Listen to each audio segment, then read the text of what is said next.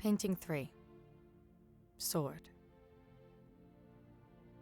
The theaters were struck first. It didn't happen overnight. The slow progression of years simply wore away at them, until one by one, the curtains came down and the doors were shut. It wasn't deliberate. I still don't think it was deliberate. It just happened. With the speaker's desire to innovate and push for progress, whatever progress meant, any skill that didn't meet those goals was pushed aside. Actors, playwrights, set designers, none of them made anyone live longer or life quicker. They didn't contribute to making tasks easier. Of course, people knew they made life better. Everyone enjoyed what they wrought. But better seemed lesser than easier, and so, without the respect they'd once been given, the time they needed to practice and hone their skills was squeezed. The storytellers were forced to no longer tell stories in anything other than their free time, which no longer seemed so free. With such disregard, theaters were forced to raise the prices of tickets in a desperate attempt to recuperate what was being lost. Inevitably, professional theater became a luxury few could afford. Only those whose talents and skills lent them towards the type of innovation the speaker had cultivated from the guild. Amateur theater lasted a while longer, but eventually, even they succumbed to the collapse of regard. The artists, those who had for so long painted the sets, when they could no longer paint, the theaters finally closed for good. As the speaker said, "What need is there for paintbrushes when we can print designs?" The paintbrushes vanished, the print designs were flat, and the theaters closed. Even now, I don't remember anyone ever speaking against the theaters, or those who used them as part of their trade.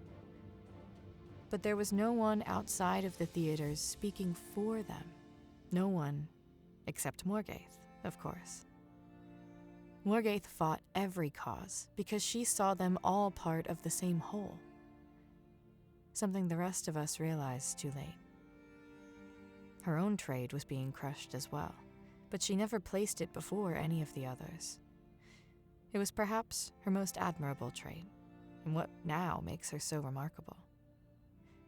It's funny how, even with everything that happened, the same lesson still plays out now. She no longer waited for the guild meetings to speak. She knew the speaker would never give her the opportunity to delve into her causes there, only ever the barest minute so they could pretend to give her causes a voice, then congratulate themselves for their generosity. Instead, Morgaith spoke in the city squares and on street corners, with no crowd and no one stopping to listen. Not at first, at least. "It doesn't matter if they don't listen," she told me, "only that they hear someone challenging this slow erasure." We had many conversations like it. When they do stop to listen, it's because they've started to notice, and that's all I want them to do. "What is one voice to 1,000?" she asked. "I can't change anything alone, so I have to make them care about this. How else will they ever have the chance to explore anything they really care about?" The speaker was the biggest problem.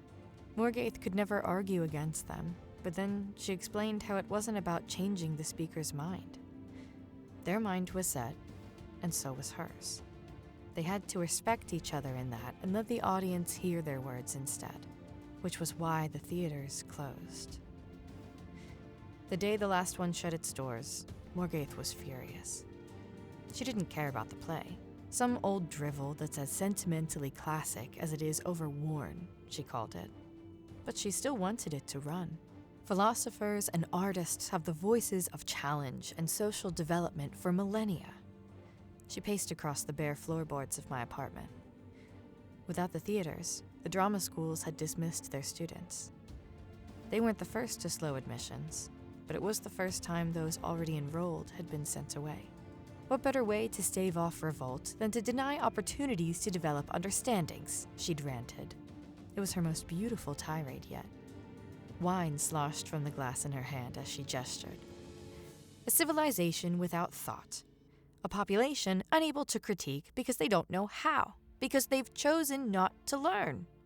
Who think learning is too damn difficult, so have given up the task without trying. The glass caught the wall and shattered. "Have you cut yourself?" I asked, rushing to clean it up. "Nothing some innovation can't heal," Morgaith laughed. After picking shards of glitter from her hand, I found a bandage for it. "What good is a longer life?" she murmured as I wrapped the gauze around her palm. "If only my flesh is nourished. This can't continue, Cora." She must have seen my alarm. She smiled and took my hand, even as blood stained the white fabric I'd wrapped. "What good is a longer life for any of us," she clarified, "when it is the only thing this innovation has given us at the expense of all else? My bones will exist with equal meaning above ground as below, and no one need ever mourn my passing, because it will mark no difference to my existence. I need the mechanics of life to stay alive, but we need the talents we few now have if any of us are to truly live." Of all the conversations I had with Morgaith, that was the one I've always come back to. She said no one would mark her passing, but I think that moment, something in her did die.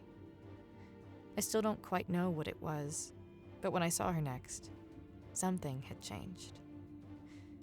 Her voice was surer when she spoke to the people who now stopped to listen, but she never let a crowd gather. "A dozen people is enough," she would say before leaving. In those months, it became a game. Morgaith would speak and let the silence follow. It held a more determined air now, and wasn't until years later that I'd realized what she'd done. I always wonder if it really was from the conversations when she'd cut her hand. I think the seeds of it were sown before, but I never saw the shoots. I still can't. Some people say we grow and our dreams change with time. But I watched as Morgaith cut away those parts of herself she'd once protected. Never once did I hear her complain or cry for what she'd lost. Her gaze turned to steel, and she forged herself into what she needed to be to fight for what she cared for. Put like that, it sounds selfish, what she did. But selfish or not, she became the champion from the stories we were forgetting. Whatever else, she pledged herself to her cause that night, and she never strayed from her task, not even at her last breath. She became what the speaker had never expected, a resistance of creativity, wielding words with more precision than a sword. She struck at the very core of what the speaker had encouraged: innovation. "What is innovation without creativity?" Morgaith asked. "What is humanity without creation? But bereft of law, language, and joy, print falls flat without passion, and passion is all we are, even when we innovate.